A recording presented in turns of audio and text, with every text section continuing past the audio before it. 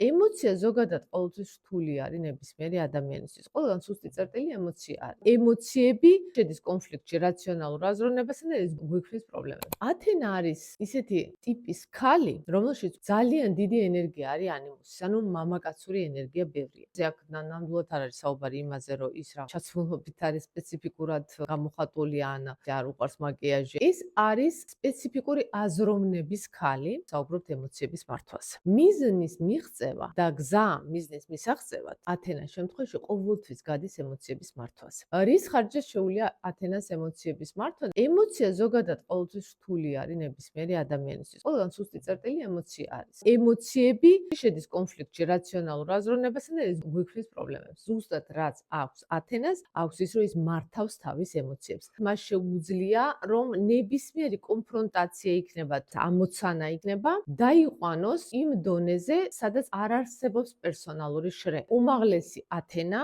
ეს არის არქეტიპი, რომელიც ამ პერსონალურ შრეს უკვე მთლიანად გამორიცხავს.